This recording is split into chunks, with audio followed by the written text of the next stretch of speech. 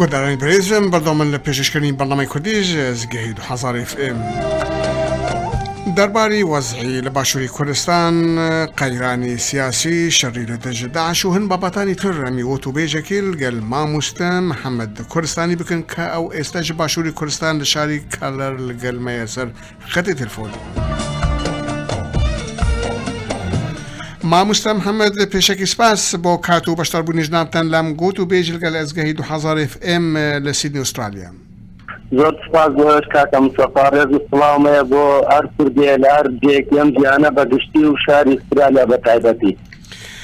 کاکە محەممەد وەکو ئەزانی ئەمڕۆ حرێمی کوردستان لە ناو قەیرانێکی سیاسیدا ئەچێت لایەکی شەڕی لە دەژ داعش کێشەی لەگەڵ بەغداد و کێشەکانی نێوان پارتیەکانی سیاسی بیر و ڕای جنابتەن کی لە پاش ئەم وەزع و ئالۆزی ئەمڕۆ لە حرێمی کوردستانە. کاکە مستەفا گیان سەرەتا بۆ کێشەی قەیرانی سیاسی لە هەرێمی کوردستان قەیرانێکی دروستکراوە لەسەر پۆستی سەرۆکایەتی هەرێم ماوەی چەند ساڵێکە بێ بە تایبەتی 7 مانگ پێش ئێستا پەرلەمانی کوردستان لەلایەن دەسەڵاتدارانی هەرێمەوە فەخرە. گوایە پەرلەمانی کوردستان دژی یاسای سەرۆکایەتی هەرێمی کوردستان یاسایەکی نوێ دەربکا بەڕێز کاک مەسعود لە پۆستی سەرۆکایەتی هەرێمدا نەمێنی. بەڵام ئەو ببوونە هۆی ڕێگرکردن لە سەرۆکی پەرلەمان و نەچوونی بۆ شاری هەولێر. قەیرانی سیاسی زیاتر قوڵە بۆ بە تایبەتی هەردوو ئالی سیاسی بزوتنەوەی بەڕان و پارتی دیموکراتی کوردستان کە بەڕای من ئێستا بارودۆخێکی ئێستا هەموو جیهان بەگشتی و ڕۆژهەڵاتی ناوەڕاست بە تایبەتی تێدا کەوتووە بە تایبەتی تریش باشووری کوردستان پێم وایە ئەم قەیرانە ئەوە نییە بەرەکانی سیاسی لە باشووری کوردستان لەگەڵ یەکدا بکەوەنە شەڕ و سنگەری یەکتری لە قسەکردن و لە ڕێڕاگەیاندنەوە لە یەک بگرن چونکە ئێستا ناوماڵی کورد پێویستی بە یەکگردنێکی تەواو هەیە چونکە ئێستا بارودۆخێکی زۆر باش لە دەرەوەی کوردستان لە چی لە ناوەوە چی لە دەرەوە بۆ کوردستان بۆ باشووری کوردستان هاتۆتە پێشەوە بۆ دروستبوونی دەوڵەتێکی کوردی هەمووی ئێستا کورد بەس پێویستی بەوە یاریزانێکی لێ هاتوو بێ بزانێت چۆن گۆڵەکە لە گۆڵەکە دەکا بۆی دەوڵەتێکی سەربەخۆ ڕابگەێنێ. بەڵام بۆهۆی ئەو کێشە سیاسی کە تووشی ئەم وڵاتە بووە خۆ کارتە سیاسیەکان دروستیان کردووە پێم وابێ ئەم جارێژە ئەو خەونەیە دەبێتەوەی ئەو خەونە کە ئەو خەونە کوردیە لەناو بدەن. بەڵێ ئەی کاکە محەممەد وا دیارە و هەر لە مێژوودا هەرکو کاتی کورد دەگەینە قۆناکی بەرز هەن دژمنان و وڵاتان دەستی خۆ دەکەنەوە ئەو کێشە بۆ تێکدانی وەزعی کوردستان و وەزعی کوردەکان یعنی وا دیارە و کوردژ مێژوو فێر نەبوونە و تا چ دەرەجە و دەستی وڵاتانی وەکو ئیران ناو ئەو قەیراندا هەیە. کاکە مستەفا گیان ئێمە بە درێژایی مێژوو بە تایبەتی لەم ساڵی داهاتوودا چەندی جار ئەم مێژوە دووبارە بۆ تۆ بە ئێمە بەڵام بە شێوازێکی جیاواز تەنیا کاتەکانی جیاوازە ئەنا هەمان سەردەما ئێمە ساڵی 1970 کاتێک ڕێکەوتنامەی ئازاد لەگەڵ حکوومەتی بەحەزدا ڕێکەوتین ئەو کاتە حکوومەتی عێراق لە بارودۆخێکی زۆر خراودا بوو چی لە دەرەوە لەگەڵ حکوومەتی ئێراندا کە بە دژمنی سەرسەختی خۆی دەزانی وەچی لە ناوخۆشدا کە ئەو کاتە بەحثەکان انقلابیان کردو بەسەر عەبدولکەریم قاسمدا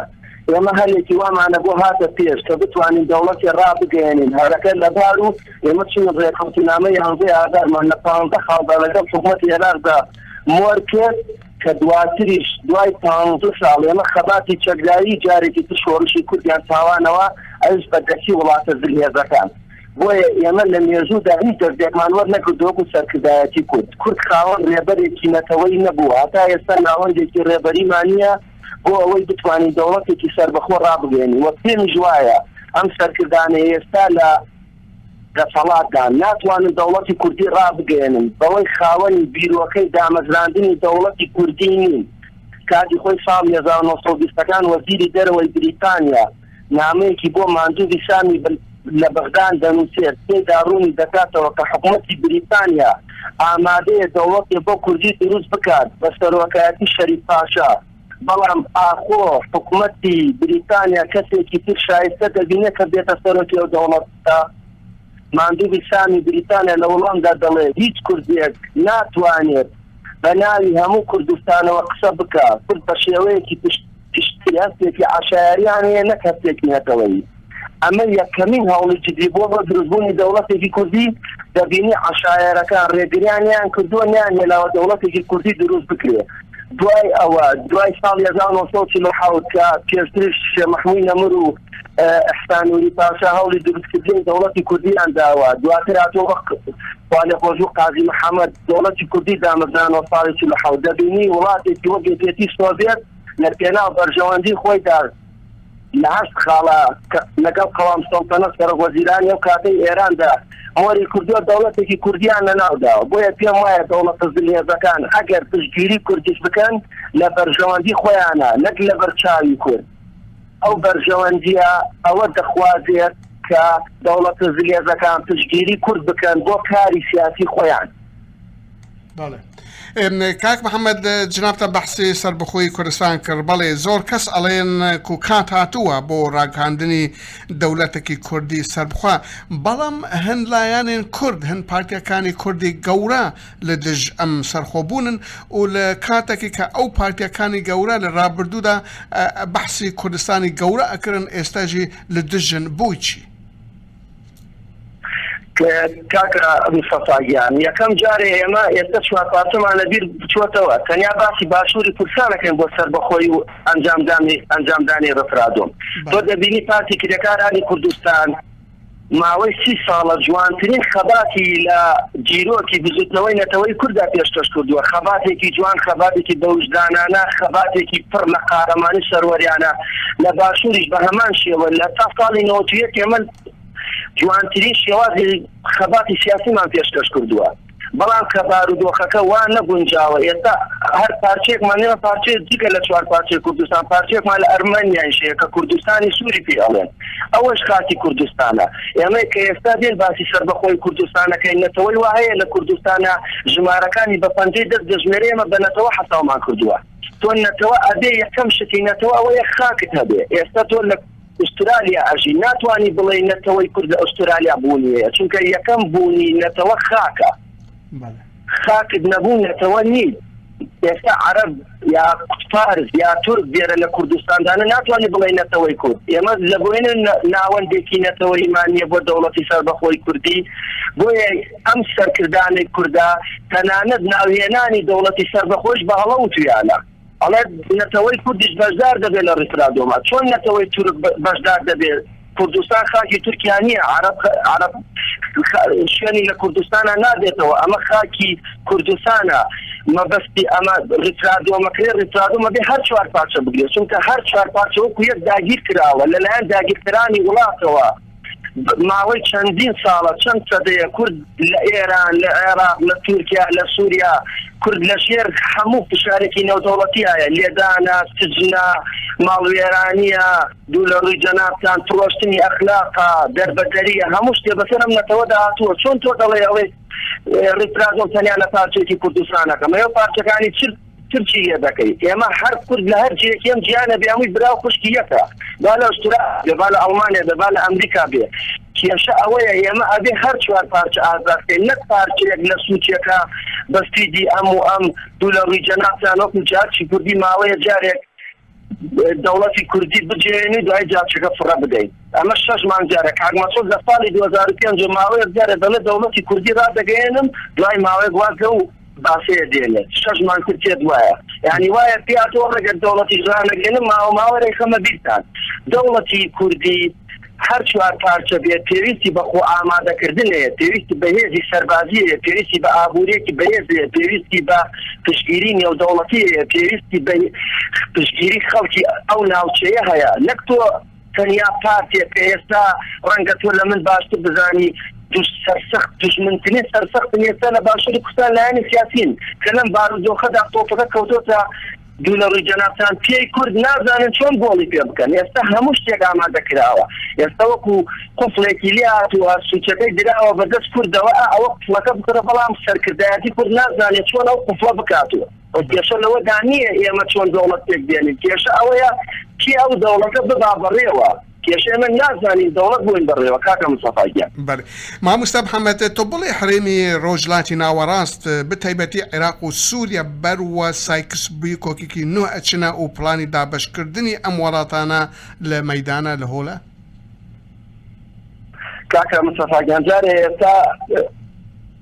ئەوەی ڕاستی بێ ئێستا لەم کاتەدا کە حکوومەتی عێراق حکوومەتێکی نوێ بە سەرۆکایەتی ئابادی پێکێنراوە کە حکوومەتێکی سیناڕۆی دیسان هێزی شیعەیە بۆ لە ناوبردننی کورد و دەرکردنی هێزە سونیەکان ئەوە حکوومەتی عێراق هەر لە ناوخۆیدا بەرەو دابەشبوون چووە. ئێستا ئێمە ئەگەر باسی دابەشبوونی عێراق بکەین پێشی جەنگی داعش لە سەتا چلی خاکی هەرێمی کوردستان پێیان دەبوو ناوچە دابڕێنەوەکانی دەرەوەی هەرێمی کوردستان، بەڵام ئێستا 95 ئەو ناوچانە کە سەباچلی هەرێمی کوردستان یەکجان 95 گەڕاوەتەوە سەر باوشی کوردستان بە قارەمانەتی هێزی پێشمەرگە خەڵکی خۆراگری کوردستان. ئەمە عێراق بۆ خۆی کاکە مستەفا جیا بووەتەوە بە هەموو شێوازێک عێراق ئێمە لە هەرێمی کوردستان لە وڵاتی عێراق جیاین. هیچ پێوەرێک ئێستا ئێمە هەرێمی کوردستان عێراق و هەرێمی کوردستان ناکابێت، بەڵام سەرکردایەتی کورد ناتوانێت لە عێراق جیا بێتەوە. یعنی کێشەی دوو سێ وەزیرێک لە عێراقدا چییە؟ ئێمە سێ وەزیر و چەندین بەندا پەرلەمانمان لە حکوومەتی بەغادا هەیە هەتاکو ئێستای چەند بۆ کورد نەکردووە. ڕەنگە تۆش ئاگادار بی سێ وەزارەتی دارایی لەلایەن هۆشیاردەباری و دەورێتە ڕێوە هەتاکو ئێستا کە کوردستان لەم قەیرانی داراییەدا نەیتوانیوە 250 دینار بۆ کوردستان بنێرێ لە کاتێکدا دەسەڵاتی شێ بینێرێ. هەر ساڵ وەزیری دەرەوەی عێراق بووە پەیمانێکی لە بەرژەوەندی کووردا مۆر نەکردووە، تەنیا پەیمانێکی مۆر کردووە هاتنی سوپای تورکیایە بۆ لێدانی فەکەکە لە خاکی عێراقدا. ئەمە عێراق بۆ خۆی دابەش بووە، بەڵام ئەمان وازی لێ نارێت. ئێمە چیا بینەتە لە عێراق بە هەموو پێوەرێک تەنانەت ئێستا خەندەقیش بە دەوری هەرێمی کوردستانان لێ دراوە، بۆیە جیابوونەوەی عێراق شتێکە و تەواو ڕوونەوە بۆتەوە، بەڵام ئایا سەرکردایەتی کورتیایە کاتوو ئەمە پرسیارەکەی لێرە تەقی بەستووە. تەبارەت بە سووریا حکوومەتی سووریاش کوردەکان کە لە ساڵی 2011ەوە بە ناوی بەهاری عەرەبی و لە چەند ناوچەیەک و دەستی پێکرد لە تونس و مصر و لیبیا دواتە سووریای گردەوە، کوردەکانیش لەوێ زۆر بوێرانە زۆر ئازانە لەلایەن پارتی یەکێتی دیموکراتەوە ناوچەیەکی ئازادیان بۆ خۆیان دامەزران. هەرچەندە تورکیا هات بەفێکی تیتی خۆی دژمنانی سەرسەختی ئەمنەتەوە لەلایەن داعشەوە هێنایە سەر کۆمپانیە و چەند شارێک و گامەڕۆیە شارەیەدا، بەڵام کوردەکان زۆر بە بوێرانە جارێکی ترە و شارەیان لە دەستی چەتەکانی داعش ڕزگار کرد. بەڵام بۆ مەبەستی سووریا بڵێ جیابوونەوەی سووریاش بە هەمان شێوەی عێراق جیا بووەتەوە. تەنیا کوردەکان لەم پێم وابێ چەند ڕۆژە پێستا بوو لەلایەن کوردەکانەوە فیدراڵی ڕاگەیەنرا کە شتێکی چاکە. ماوەی 4 ساڵ تۆ بتوانانی فیدراڵی ڕابگەیەنێ ڕەنگە کاتەکەی زوو بێ بارودۆخەکە هینەوە نەبێ، بەڵام تا هێزێکی ئەقلیمی توانایەکی نێودەوڵەتی نەگەیشتوتە ئەنجامێک بۆ ئەوەی بتوانانی فیدراڵی دابگەێنی ناتوانانی فیدراڵی دابگەێنی. بۆیە من پێم وایە عێراق و سووریا بە هەموو پێوەرێک لە نەخشەی نوێ ڕۆژهەڵاتی ناوەڕاستدا ئێستا کە من قسە لەگەڵ تواکەم جیابۆتەوە، بەڵام ئایا سەرکردایەتی کورد ڕازی دەبێت جیابێتەوە؟ ئەمە پرسیارەکەی وەستاوە. بەڕێز مامۆستا محەممەد کوردستانی ئێمە زۆر سپاسی ژنابتانکەم لە بەشداربوونی ژنابتان لەم گوتوبێژ لەگەڵ ئەزگەی کوردی لە سیدنی ئوسترالیا و سەرکەوتن بۆ جنابتان داخازەکەن ئەگەر دوای حەزەکی شتێکی تر بکورتی بڵێ فەرموو. وڵای کاکە مستەفا گیان لە کۆتاییدا زۆر سوپاستانەکەم دەستخۆشی بەرنامەکەتان لێکەم. هیوادارم نەتەوەی کورد بە سەرکردەکانەوە بە خەڵکەوە ئەم دەرفەتە زێرینەی کە ئێستا هاتۆتە پێش لە ناو نەبن. جارێکی تر سوپاستانەکەم دەستان خۆش بێ و سەرکەوتن بۆ ئێوەش.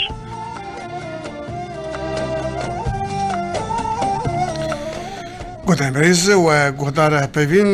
تەڤ مامۆستا محەممەد کوردستانی کرد کۆ ئەوش باشووری کوردستان لە باژارێک هەڵەر تەڤ مەبوو سەر خەتە تێلفۆنێ داشتی و کوردستان.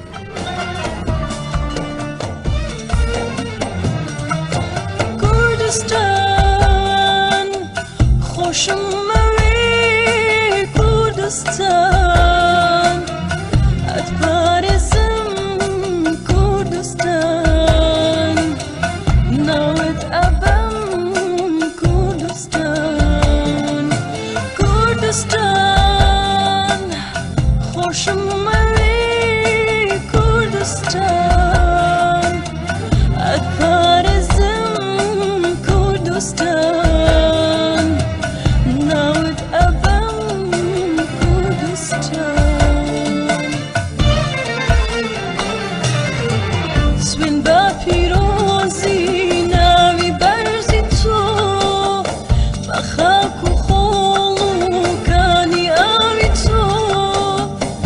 بەدواهە ناسم ژین بە تۆ بدەم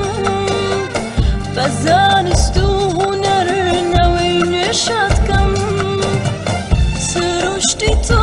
پارێزم شاخی بەرزتە پارێزم لە تۆ دوور نابم کوردستان سروشتی تۆ پارێزم شاخی بەرزتە پارێزم لە تۆ دوور